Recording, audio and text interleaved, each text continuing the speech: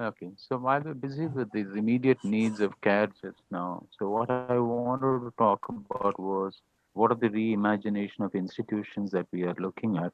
And if this is the first of several pandemics, because we also have been informed already that there is a similar virus that is already surfaced in China. There is also talk about this being seasonal, which was mentioned by the scientific advisor to the president of the US 2 days ago. So there is a, a new norm being created. I think it was even referred to yesterday in India in several circles that there is a new norm we have to get used to. In this context, what is it that institutions do? This is one of the challenges that I wanted to outline today. In terms of, uh, I just wanted to set a context to this. And just to set a context, I wanted to mention this one critical thing that we need to understand that when we talk about this lockdown, we are only talking about the human species alone. And there are about 8.6 million species in this planet. And on an average, it has been estimated about 150 to 200 species go extinct every day.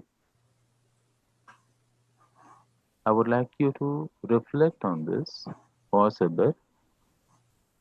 About 150 to 200 species go extinct every day, and for the first time ever, and much of it perhaps because of human action, and for the first time in our lives, we find ourselves in that queue.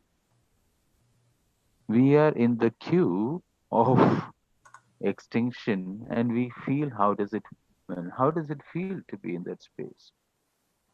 It is not as though we are, no humans have felt this before.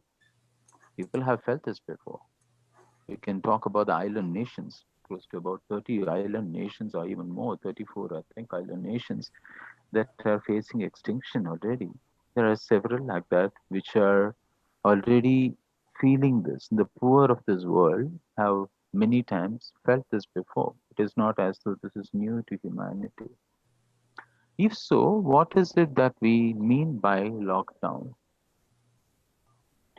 Today, the lockdown of global economy is actually uh, not the economics. I mean, it is largely the global economy and not the local economy that is shut down.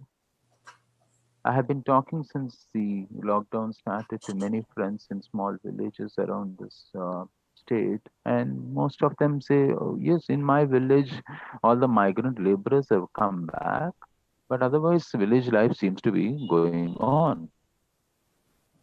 The other thing that has stopped today is the security, the large defense security system that has been created globally.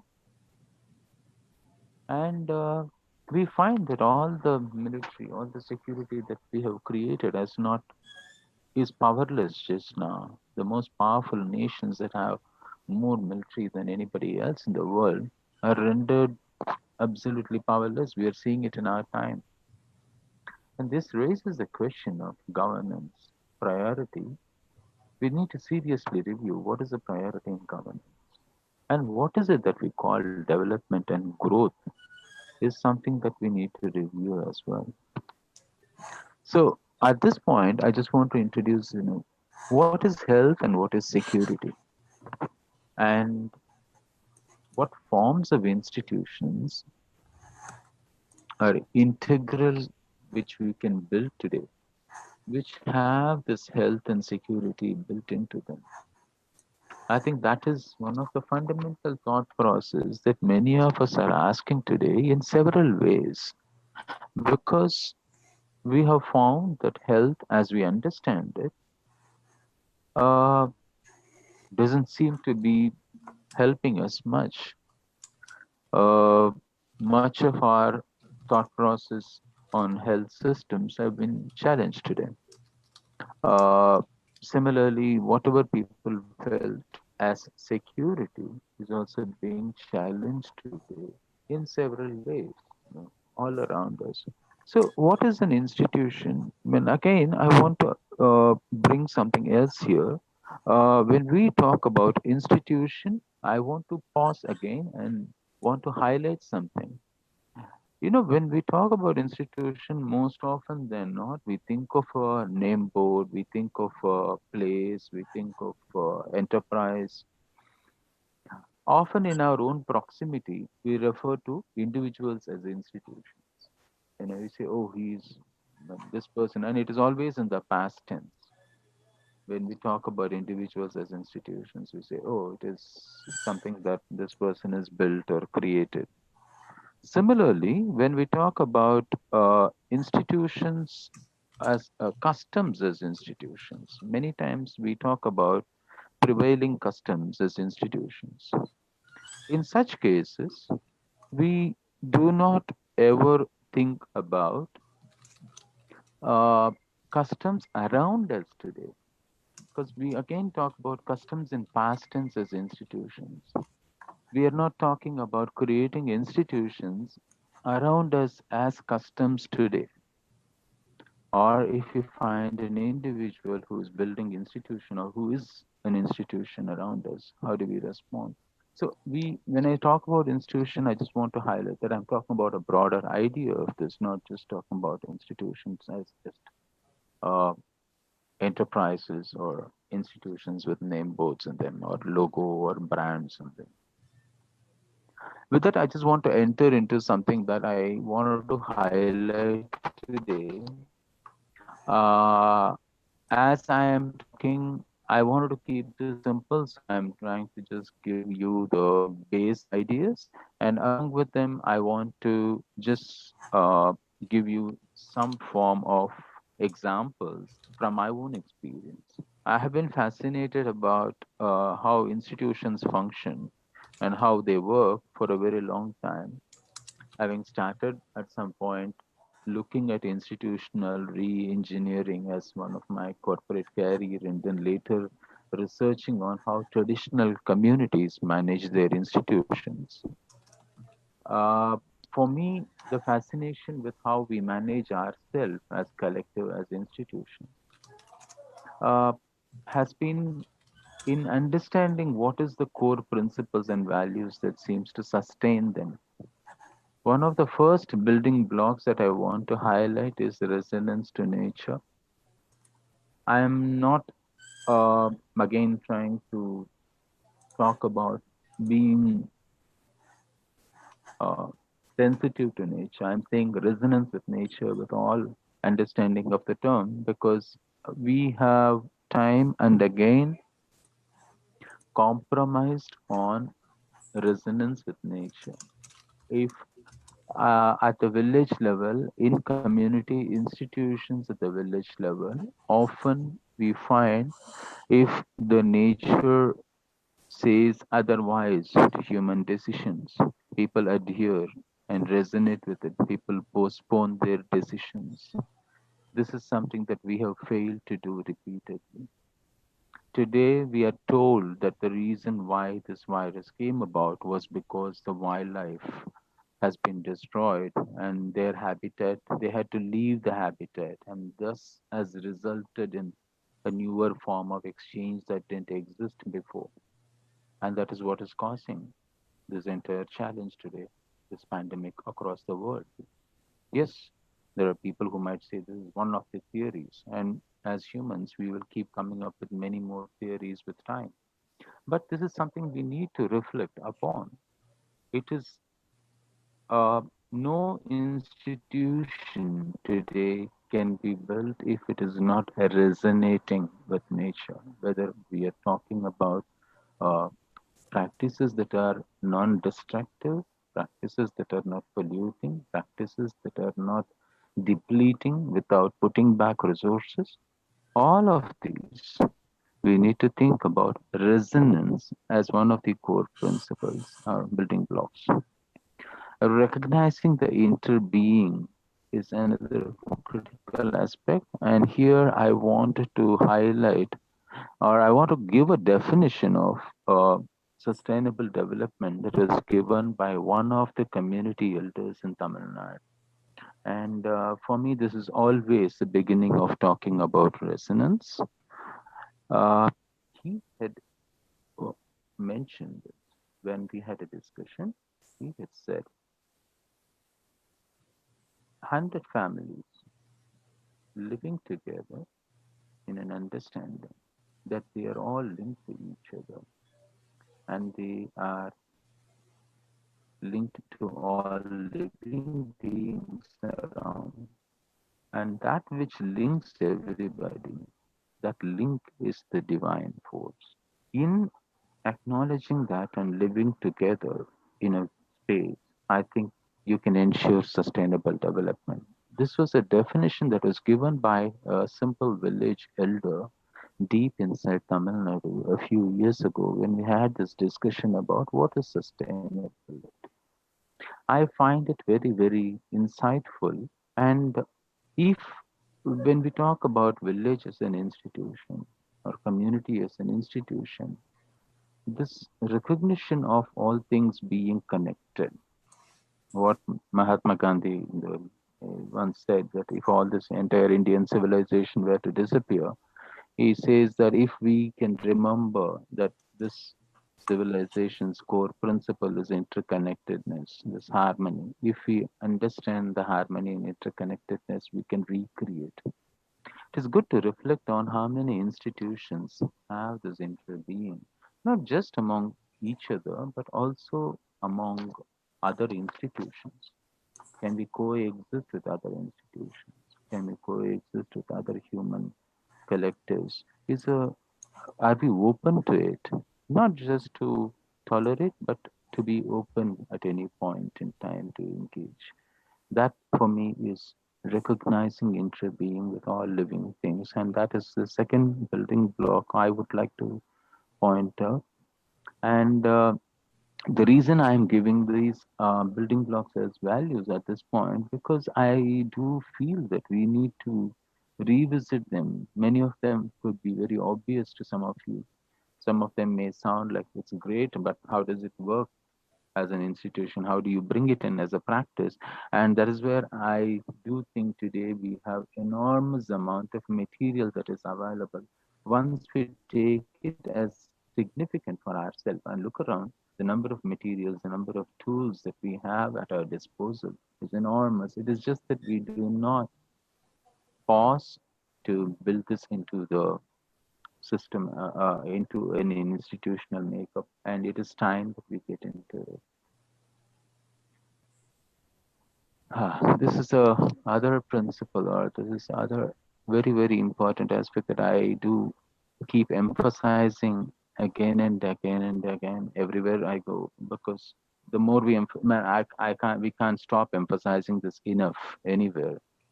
Uh, how many women are there in leadership positions in our institution? It's a very serious question. I think recently Tamil Nadu elected local body uh, heads across the state, and we do have reservation for women leaders. So we must have elected one third of them. I think are women leaders by mandate. But even when women leaders are elected, they are not permitted many times by society to lead. It is often the men around them that come around to lead, and the women are just notional in many spaces. It is the same with our institutions, same with our organizations, same with our collectives. Uh, Even collectives that have feminists in them often do not have the capacity to listen. And this is one of the most serious impact in our society in the last several hundred years, I would say. I remember talking to one of the Native American chiefs, I think a couple of years ago in the US. And while discussing, he made this very insightful comment. He said, if there is one thing that I want to change in the world today, I would change the world from a patriarchal society to a matriarchal one. This is a very, very insightful statement from a elder, and since then it is. If you look at the impact of male dominant society and what it has led to, you would recognize that bringing in the female or women leader in leadership positions is one of the most critical aspects institutions can do. And it needs to be mandated, it needs to be brought in. And that's why I put this out saying that this is one of the new formulas or building blocks for any institution today. Vision and courage of social betterment. Today, after the corona has impacted the world, and we often find a lot of organizations are participating. You keep seeing on social media, on newspaper, photographs of corporates that are participating in philanthropic work. Uh, Basically, what is we are seeing is profits that are being placed into philanthropy. Somehow, we have made in our institutions profit and philanthropy as two ends, almost polar ends. Uh, that profit will be generated towards a social betterment, or it will contribute eventually. Like we have CSR, a certain percentage of large companies which are beyond a certain level of operation to contribute to society, which is great. But uh, hello, am I audible? Yes, yes. Okay. So I'm saying one of the challenges today is, I mean, I had put down the photo of Vinoba here. I don't know how many of you are aware of the Bhutan movement, the largest voluntary land transfer ever in known history happened here in India without any violence. And land is what has led to the biggest wars all over the world in the recent past. And here we are, uh, very peacefully, land voluntarily was redistributed in India. So that vision and that institution he built as a movement today is manifested as several social institutions, organizations, movements, and inspiration that is propelling newer movements all over the world and all over India. That's why, for me, can we bring this gap between profit and philanthropy? Can we reduce the gap between the two? Can't social enterprises be enterprises? How long do we continue to give a prefix of social enterprise? When often I ask this question, perhaps as a rhetoric, if these are social enterprises, uh, what is uh, an enterprise? If these are social enterprises, then what do we call as enterprise? And that is, oh my God, somebody is making images on top of the screen. Hello? It's probably you, Ram. No, no, no, not me. It's somebody else. Okay.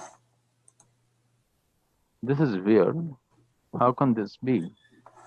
Uh, I read that Zoom has been hacked and people have been entering and putting in other images in the middle of Zoom. I just read it 2 days ago. I hope this is not, I was not aware that our meeting would get any such intervention from anybody. I hope it is not so, because I didn't make any such image. I mean, this is not me. This is not my thing. I didn't do this. This appeared on this own. Nobody else has got this access to the screen, right? Yeah, right now, actually, you are the host. Okay. So, well, I don't have a eraser. Anyway, so authority to collective plus. I mean, again, I have just mentioned this as an indicator that authority has to be to the collective and not to an individual. But that doesn't mean we don't need leaders. We are, as a society full of leaders, we look forward to leaders, we aspire for leaders. But one of the challenges we have done today is we have elevated leaders to the point of deifying them. And then it becomes a problem because we are either defending or pointing mistakes at leaders. It is good to recognize this. Most leaders are people with limitations, with people with their own challenges in life, and they are humans as much as anybody else. But authority to the collective, I think, is critical because uh, any leader whom we consider a leader has to be somebody who submits to the collective leadership, who submits to the collective. I put the plus because over and above the collective, the leader should be somebody who can have a sense of moral authority. One of our biggest challenges within institutions today is leaders not having the moral authority or a command of moral authority over their institutions. And this has led to people looking at their emphasis largely to their role description and not beyond that. So most of them are not, that leads to a challenge in terms of commitments. Acknowledging diversity with underlying unifying principles. Divyanshi, you'll have to tell me in terms of time how we are doing. Uh, so We I had just still have, 5 7 minutes of your uh, talk. okay, fine. That's good. I think I should be done by then. So the other challenge or the important building block I want to acknowledge and I want to emphasize is diversity with underlying unifying principles. The reason I'm mentioning that is we do not uh, accept often standardization often ends up removing diversity within institutions. Just take our own current health challenge, for instance. There are many people who are practitioners of different traditional knowledge in health who feel that they have different ways of boosting immunity or addressing, preventing a viral infection.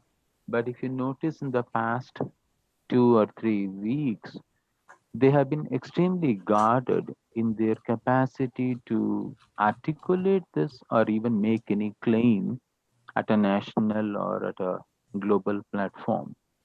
Even at the local level, many of them have been sending private messages or sharing it with a few select people with whom they know they will not be able to uh, upset anybody.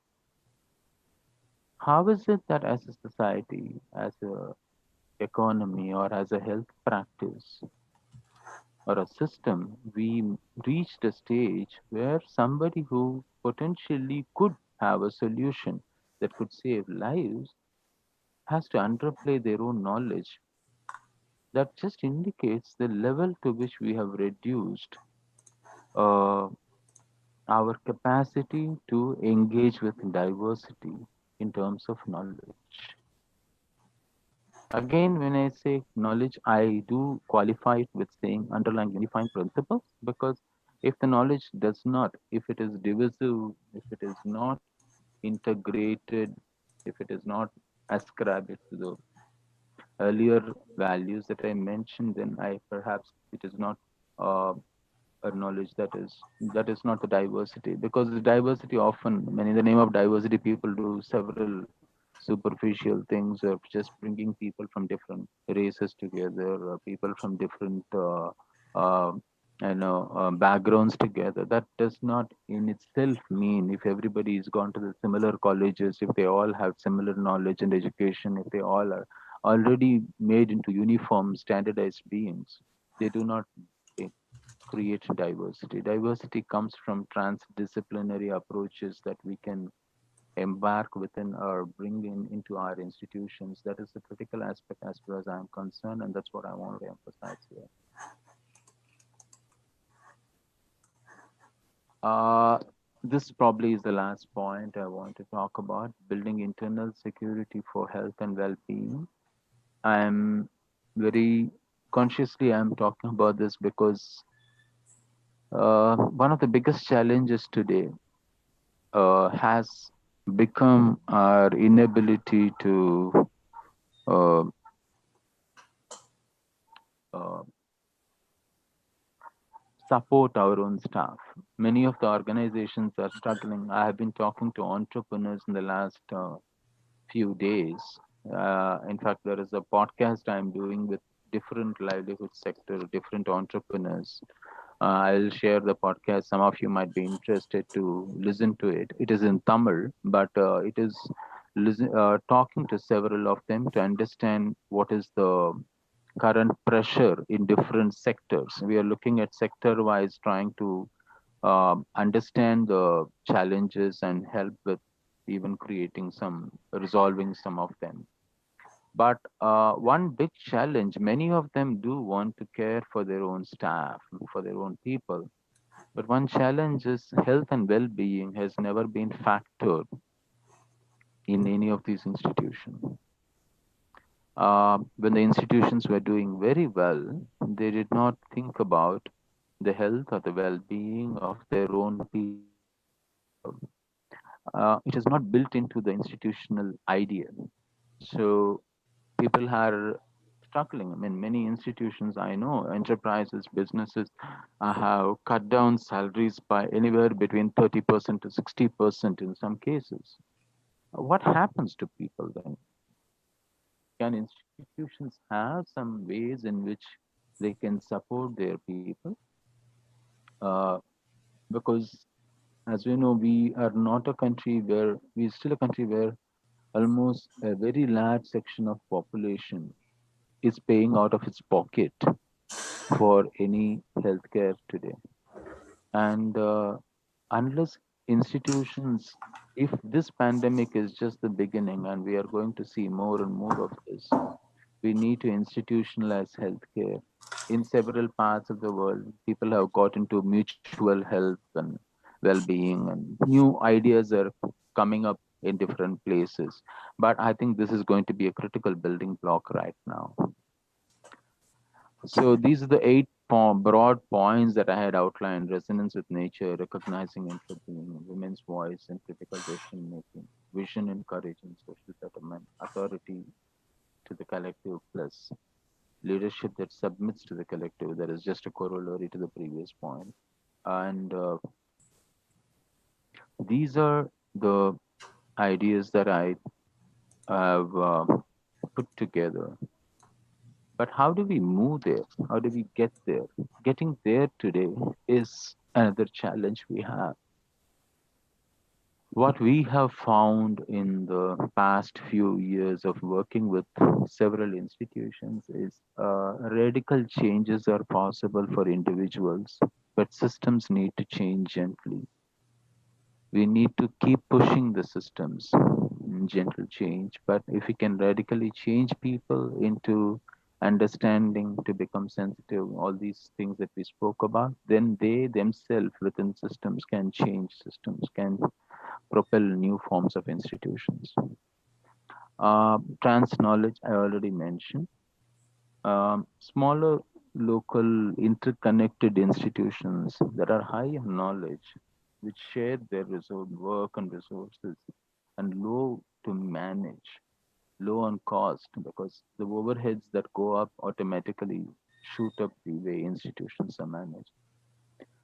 And having basic needs of the institution then is please people locally available. Can we provide for the basic institutions? Because in many places, if your basic needs itself is to be met by something coming from somewhere else, then you are in a very difficult space. We have seen in the past few days, so one of the biggest debates has been how one country is asking another country for a basic, very basic healthcare or medicine, and we are struggling. I mean, then we realize yes, but they're only making 20% of the medicine they need, and 80% has to be supplied by somebody else. And in this kind of a situation, you get into challenges as to how do you now Uh, what is the basic need? What are the necessities? The basic necessities such as health for all, healthcare for everybody, basic education, food security, can these be met locally in any forms of newer institutions, whether they be community-based customs or whether they are institutions that are built in the profit sector or non-profit sector? Can these be built locally? So this is another aspect that I wanted to flag here. I'll stop here for questions. I think I have stuck to my time. Divyanshi, what do you say? Yeah, right on time. Okay, with that, I will reclaim my hostship and we can go into question and answers now. So, for question and answers, yeah, just give me a moment. Now, for question and answers, what you can do is there will be 1 second. Um, mm, mm, mm. Okay, for question and answers, either you can put it in the chat box or you can raise your hand. And if you raise your hand, then I'll come back to you asking for a question. I think what we can do is first look at if you can type it in the chat box and there onwards we see.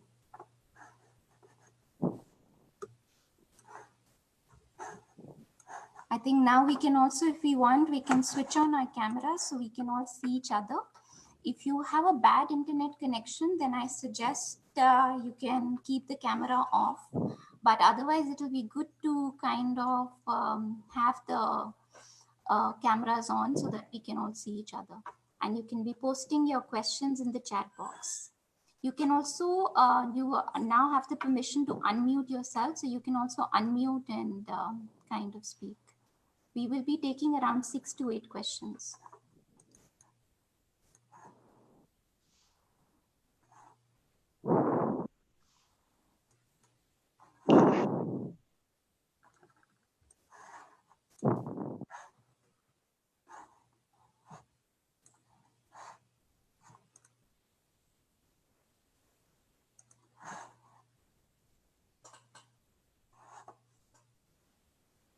No questions. Ram did a very good job. Everything's like just clear.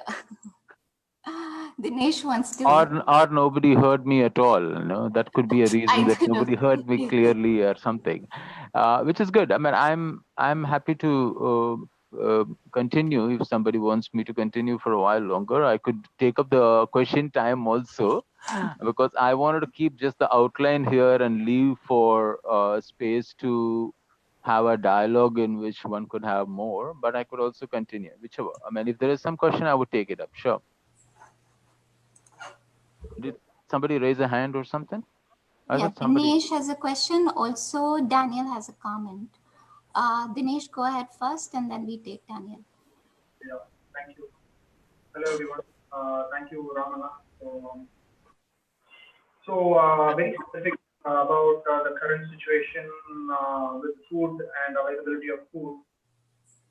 As I'm also running a store in Pandi, connecting local farmers and customers. Can you hear me?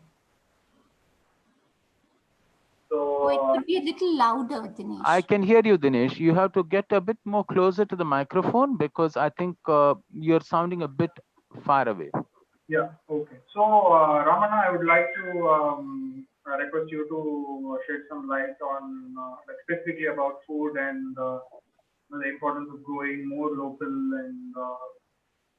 local and reaching out the produce to the local market. And because you know, that's what is helping me in the past 2 3 weeks, procuring some local and trying to reach it to the local market has been helping to do the work without. Yeah, I would like to mention that the only market that has survived right now is the local market. The only people who are able to survive this onslaught today uh, is the local, because I have been talking to villages in several parts, and what I find is that there, wherever people are small and very small marginal farmers who are catering to the local community have managed to survive this.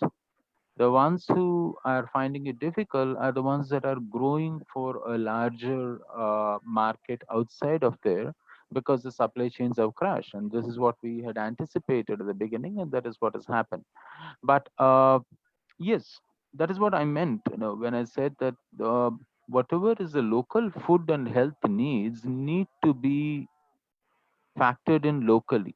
In fact, one of the biggest, I think, demonstrations that we have found at the end of, I mean, when we do a review of this pandemic at the end, what we will find as the biggest advantage we have had is how the local government agencies at the grassroots level seem to have responded. It is not uh, I mean, yes, there is a need for a central authority for procurement, several other things. But at a local level, the local governance institutions' role has never been felt so emphatically as it is being felt today. So, in fact, I think there is also a move towards local procurement and distribution of food that is happening in several parts. In fact, I think in Tamil Nadu, district collectorates have taken up this local collection of food, and local distribution from farmers has been taken up at the district level.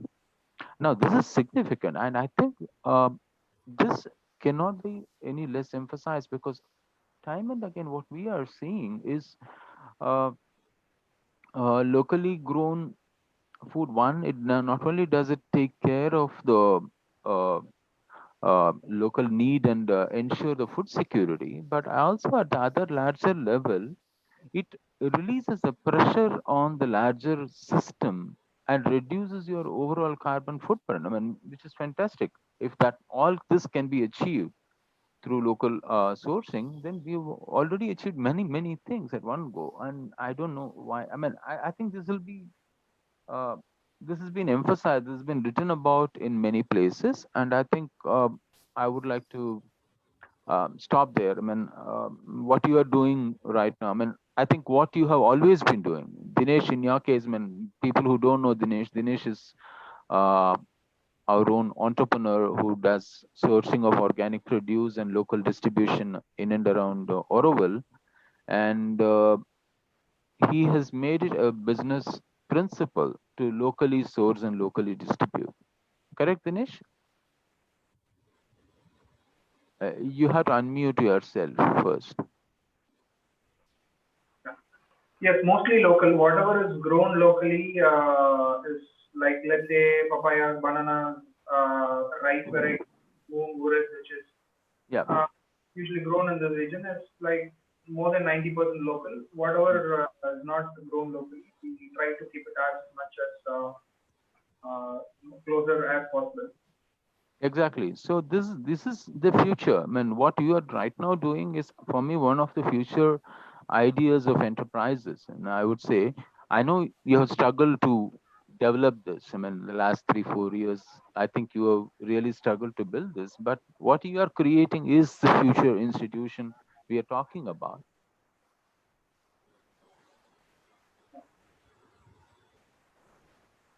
Thank you, Ramana. Thank you. Yeah. Thank you. There is a question on the chat box, is it?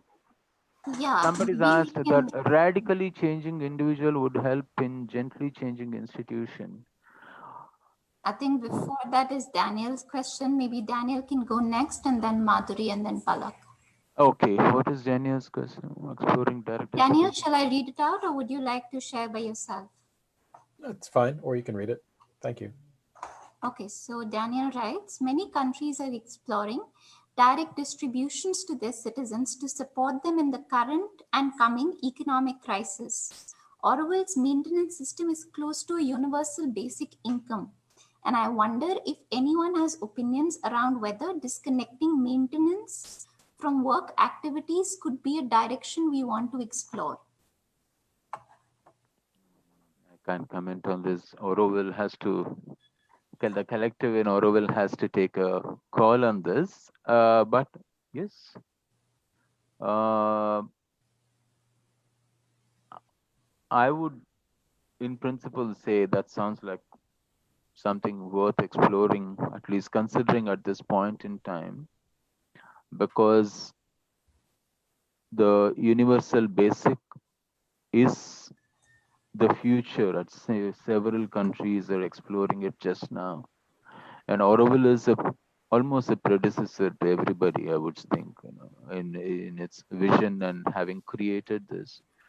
I don't know whether internally within Auroville people have started talking about this at this point, but yes. But also, I think one needs to emphasize that the work activities needs to be also looked at in terms of that everybody does contribute, as long as there is checks and balances kept in place within the system, which within Auroville is very easily possible because it's a small community still. I think this is very much a direction to go. I would not go beyond that for the worry of saying something controversial within the Auroville community, which I don't have the powers to do at this point. Yeah. So the next one. Okay, the next question is, sir, could you kindly elaborate on an interesting point you made that radically changing individuals would help in gently changing institutions? It is more a pragmatic approach than anything else. I say this with experience of working with government agencies in particular. What we find often is systems that are built, which has got all systems have stakeholders, and all stakeholders, as long as there are many stakeholders, systems don't change easily. Whether it is our economy, our institutions such as governments, all of them have this challenge. So what do? Basically, you look at individuals can change very fast. We have tried to do and make people ecologically sensitive and think about this as part of their work ethic. And we have found that individuals immediately quickly change. They get radically from where they are. If we look at the way people transform, in many cases, there is a excessive change that could happen to individuals overnight. They are cultivating organic, they are moving into eco-friendly lifestyle choices. Many things people adapt much faster, but the same people often we find within their own institutions are unable to bring in these changes because that is got stakeholders. But what we have found to be successful is when you have, let's say, 5 or 6 people within a single institution who have all gone through this transformation, systems change. I often term this as when others talk the language that you script, or they buy into your convictions and they start speaking the language that you speak normally, you know that systems are changing, because systems have been built primarily to deliver a particular job efficiently. Currently, that is how systems are built. And if you change the program of the system, they will deliver this other one also effectively. That much I'm sure about it. And that is where I see the individuals can be changing. But again, it means institutional, this is from an existing institutional point of view. I mentioned it in the end. How do we get there? That is where I had mentioned this. How do you transition? You need to transition. And most institutions today are in the transition phase to arriving at it. And the only way it can happen is if all the individuals transform first. Not all of them, just a majority, just the most, uh, uh, I would say the influential majority need to change. Yep. Next one. Palak, would you like to ask the question yourself? You can unmute and then go ahead. Yeah, I've unmuted you. Hello. Yeah, am I Yes. audible? Yep. Hey, Ram, thank you so much for throwing light on these very pertinent topics. So I had a preceding question to the answer that you just gave around how the change in institutions should come. So I have two requests. So when we talk about institutions, there would definitely be things like motivating or sort of mobilizing a few influential individuals, as you mentioned. Mhm. What about other first steps that you can suggest one could take? And this might not be necessarily for an institution as we know it, but maybe for a group of people, or when we are, just sort of trying to mobilize people, or maybe if you can share your own story here.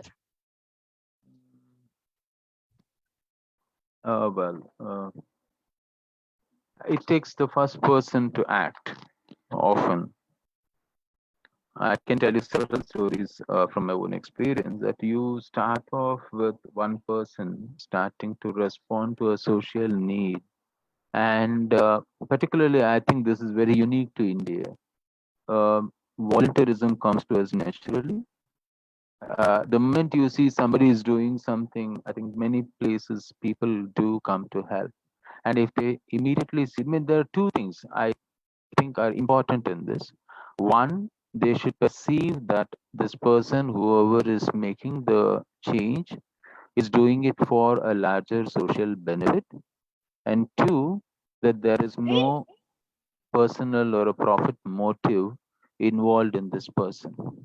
If these two conditions are met, you will find that all the help you never thought about comes to you.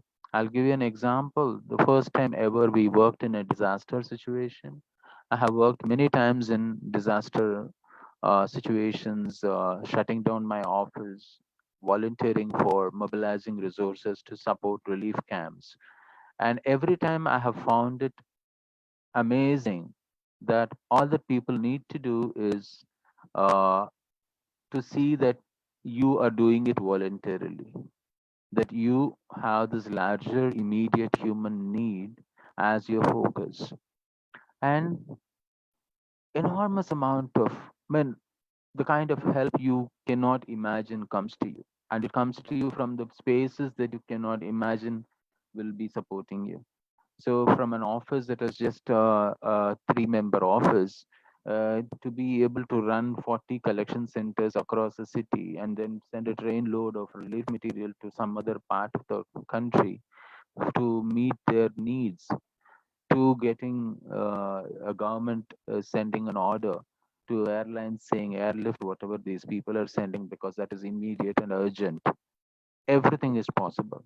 And I have seen this in my own examples. I mean, I have like 5 or 6 examples. I can talk for the next 1 hour about it. And these are all my own first person examples. And I know people around me. I mean, I often mention this in Auroville. I say in Auroville, miracles are like happening every day. If you're open to it, you see it all the time. But this is true for anybody who's working in a larger social space without a personal motive. First step is to engage. Now, one of the things that we don't do is we don't engage with some, when we find a problem, we don't engage. You ask me, what is the first step? How do you mobilize people? You don't need to, you just need to do something. You just need to initiate action, and mobilization happens automatically. You don't need to be the one to, because most often they're not. I mean, I'm a very poor mobilizer of people. I don't know how to mobilize. But all I know is if you start the action, people come. It happens automatic. And time and again, there are many, many evidences to this. I mean, particularly in a collective, what you mentioned as a social initiative or a movement, even within family, I would say.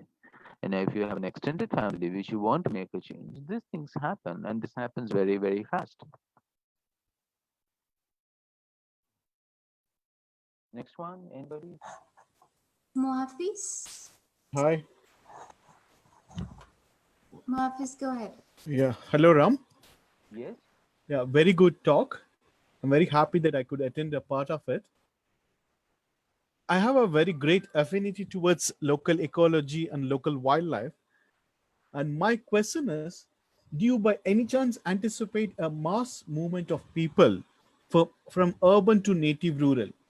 Just reverse to what has happened for last 40 to 50 years.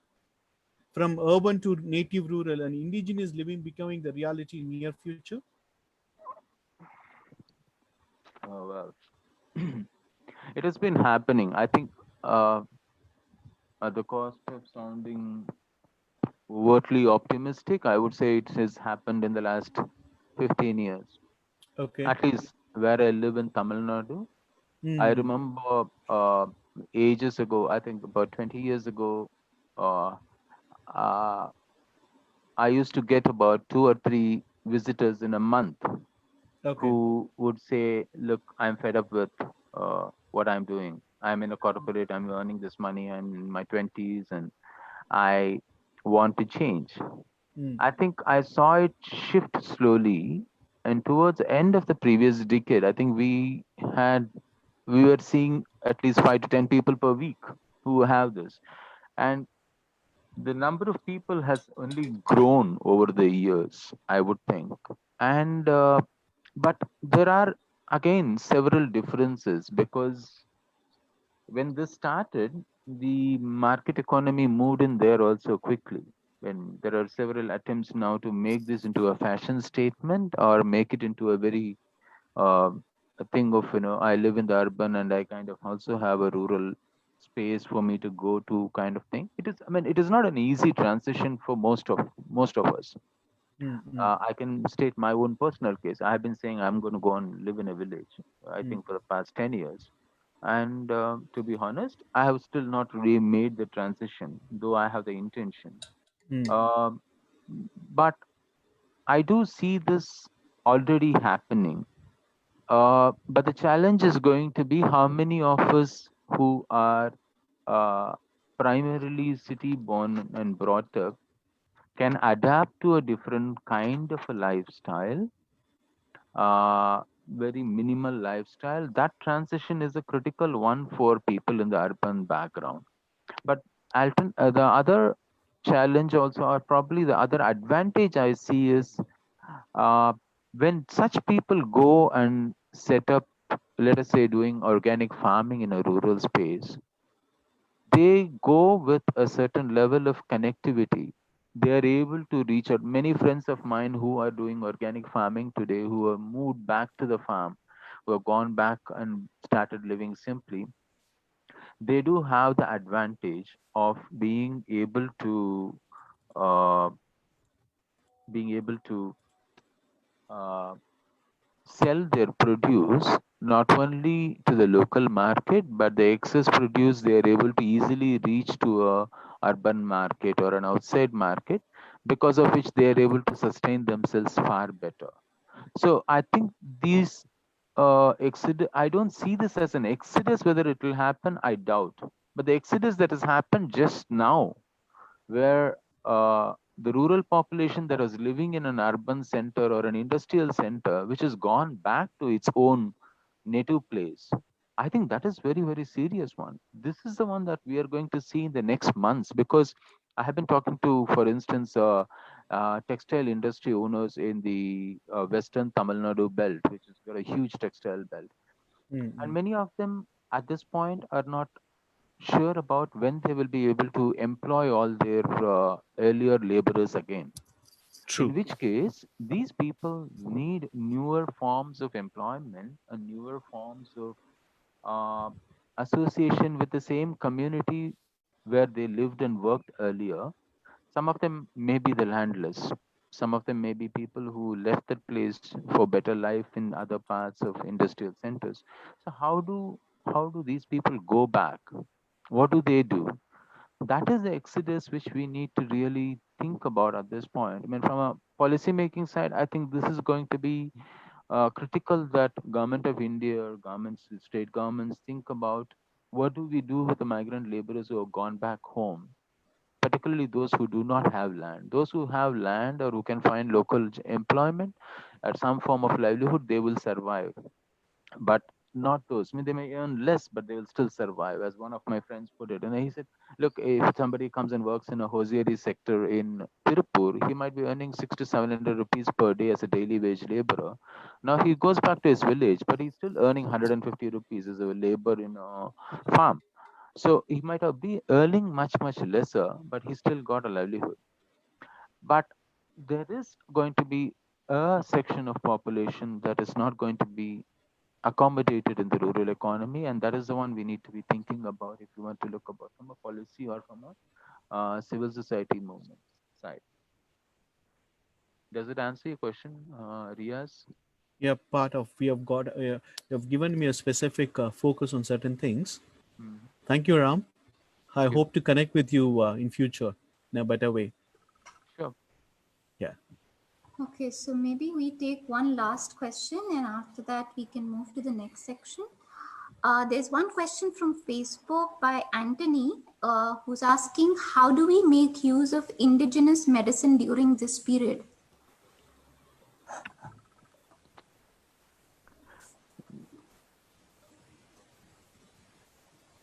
Well, uh, I think Ayush Department of Government of India itself has come up with several recommendations. Uh, they have given recommendations on what kind of preventive medicine can be used from Ayurveda, from homeopath. I think from different streams of Ayush, they have indicated several preventive medicines. And I would at this point in time say that if you have a good doctor from any of these streams whom you are regular with, just ask them the question, because they will probably all of them have how to build your immunity, how to because it is ultimately all about prevention. All the social distancing we are following is something preventive. So this is one more preventive, and many of our traditions, whether it is Unani or Homeo or Ayurveda, seems to have much more significant kind of preventive, uh, I would say, regimen that you can follow as part of your health and as part of your food and diet.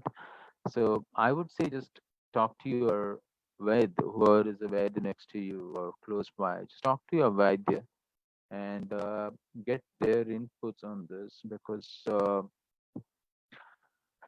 yeah, I trust the indigenous medical tradition. I have fortunate to have a good Vaidya give me whatever preventive I should be doing. And I think most of us, that is the way to start, because systemized form, except for the recommendations from Ayush, we don't have a widespread prevalence of these hospitals, at least in most parts of India. So you need to make do with the existing ones.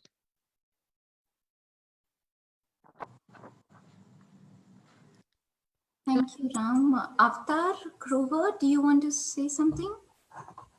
Dr. Avatar? Am I audible, ma'am? Yes, go ahead. Madam, incidentally, I am from a Ayush department, posted at Firozpur as a Ayurvedic medical officer. That is why I raised my hand, because question was related with, and Mr. Ram has stated about Ayush department. Though topic is somewhat different, but scene is Corona, and we are talking directly or indirectly.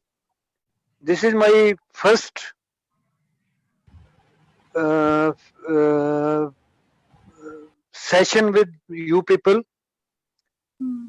I can explain little things about indigenous medicine, which is asked just now, may be useful to some people. We can first of all, we should not be taking a use as a treatment for corona from a use radical cure. There is no claim from a use department regarding radical cure, but a use department, just Mr. Ram has stated, can help in increasing immunity, our fight with the disease. We can better way cope up with the disease. Maybe severity of the disease can be minimized, or just we people are reading many days herd immunity. We just Chyawanprash is a household name. Agastya Ritki, We can add on dalchini, malathi, salt, mirch, pipli, in common language, maga. These we can add. We can take this in the form of a decoction. We can add on small amount of malathi, dalchini, kali mirch to tea also. There is a Ayurvedic medicine Sanshamni Vati that is made up of gloe. That has extract of glow. We can take this also. These things can help us to increase our immunity. And beware of the false claims. There are many people claiming, just we have heard about Prince Charles treated by Bangalore person. Beware of the false claims. Ayurveda can help in many ways. As a sportive medicine, just a har and vihar lifestyle, we can change our routine. Just Mr. Ram has stated, we should try to live near to the nature. These things can help. Thank you, Dr. Avatar. That was very Thank, useful for both thank you. specifying like what can be useful as well as the precautioning us against false claims. I think both of these things were very useful. I see one more hand up, but we are running short on time. So maybe, okay, go ahead. This is just the last one, huh? Yeah, thank you, Divyashi. And hello to everyone. Thank you, sir, for such an enlightening message. My question is regarding block 3, women in leadership. I have, struggled with this a lot, and I'm doing a bit of research. I'm an architect by profession. My question is, the knowledge is not accepted. It is not received when we share. I do not aspire for leadership. But when the knowledge is not received, do you think the issue is with the non-transformation or the transformation the individual needs to go through and, have the larger goal and selfless goal, larger goal of community and the selfless goal in mind? Do you think there's an issue with that with women, or why is our knowledge not being received is my question. Thank you. It's not easy. Even for women who are in leadership position, I have had opportunity to interact with many of them in several domains of life. In private conversations, you listen to their struggles. That's why I find that it is more than 500, 600 years of continued patriarchal kind of a social space we are in. It's not easy. It's not going to be. I mean, the system is not going to. I mean, what we need to recognize is that the not permitting women in leadership is part of a language that we have created. It comes out in the way we talk. Many times, people are not even aware of what they are saying. The sensitivity doesn't appear to hit people who otherwise would feel offended if you tell them that you're not sensitive.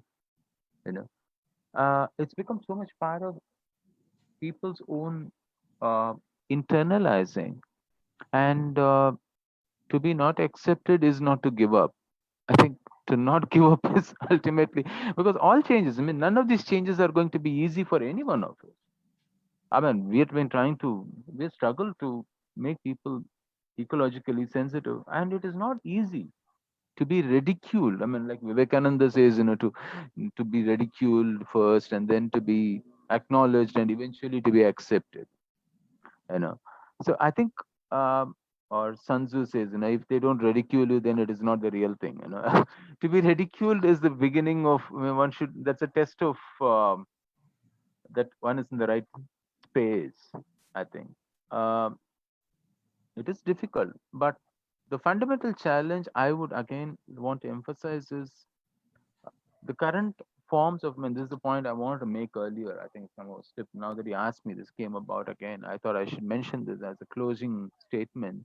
Is in India, that which is deeply ingrained for us is the sense of freedom, the sense of practicing freedom and being a rebel to practice what we think is right with convictions, whether it is Gandhi or Buddha, or any of the leaders we talk about, social, spiritual, transformative people that we have again and again and again had. It is this assertive freedom. And today, institutions are built around control and fear. And fear is what we see today globally take over our institutional response. This pandemic is more than ever amplified those with fear even more, and that is not helping. The only thing that can help for us to step out of this year is to express our assert our freedom. And at the institutional level, when I talk about institutions, I think asserting freedom to reimagine something that is fundamentally challenging the existing institutions. That is today asserting freedom.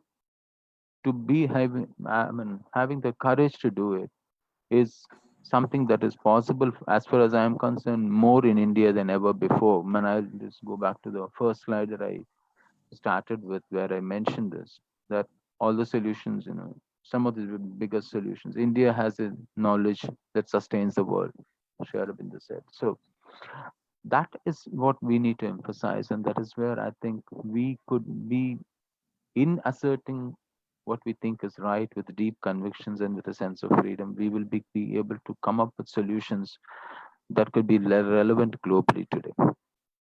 That's what I would like to say. I mean, it's just extending the response to the challenge, the question that you asked. Thank you, sir. Thank you.